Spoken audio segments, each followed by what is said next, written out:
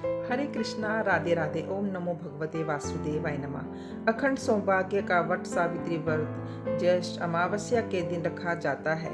इस साल वट सावित्री व्रत 16 मई के दिन शनिवार को है। पंचांग के अनुसार वट सावित्री की अमावस्या तिथि 16 मई को 5:11 AM से लेकर 17 मई को 1:30 बजे AM तक। इस दिन सुहागन महिलाएं व्रत रखकर वट वृक्ष देवी सावित्री की सत्यवान की पूजा करती हैं। इससे उनको अखंड सौभाग्य का आशीर्वाद मिलता है और दाम्पत्य जीवन सुख में होता है।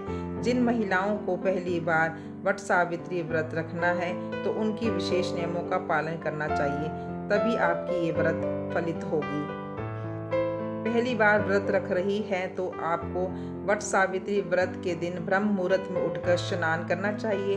उस दिन ब्रह्म मुहूर्त में 4:07 में लेके 4:48 तक इस दिन व्रती महिलाएं को लाल, पीला या नारंगी रंग के कपड़े पहनने चाहिए। अपनी शादी का जोड़ा या नई साड़ी भी पहन सकती हैं और 16 श्रृंगार करना है। स्नान करने के बाद वट सावित्री व्रत और पूजा का संकल्प लें। इसके बाद पूजा सामग्री की व्यवस्था कर लें। संकल्प आपको पता ही है, अपना नाम, क्षेत्र, गोत्र बोलना है। पूजा सामग्री में बांस का पंखा, कच्चा सूत, भीगे हुए चने, धूप, दीप, गाय का घी, फूल, मौसमी फल, सुहाग सामग्री जैसे सिंदूर, बिंदी, चूड़ी आदि, बरगद के फल, सावित्री और सत्यवान की तस्वीर को शामिल करना चाहिए। इस व्रत में वट सावित्री यानी बरगद के पेड़ की पूजा करते हैं। ये एक देव वृक्ष है जिसमें ब्रह्मा, विष्णु और महेश का वास होता है। पूजा में सबसे पहले वट वृक्ष की जड़ को जल अर्पित करते हैं। उसके बाद वृक्ष में सूत लपेटते हैं। वट वृक्ष की परिक्रमा करते हुए उसमें कच्चे सूत को 7, 12, 51 या 108 लपेटना चाहिए।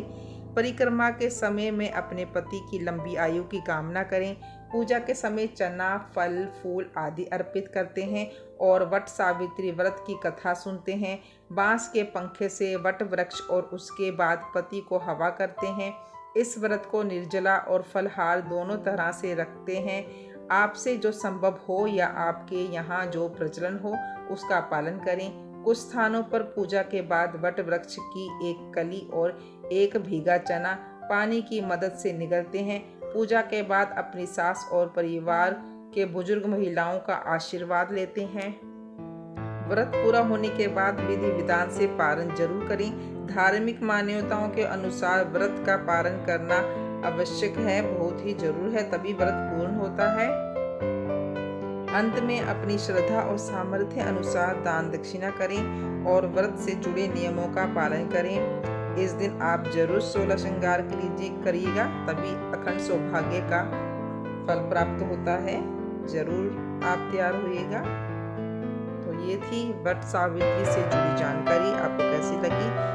मिलते हैं कथा के साथ, तब तक के लिए राधे राधे, हरे कृष्णा। मेरे चैनल को लाइक अवश्य कीजिएगा।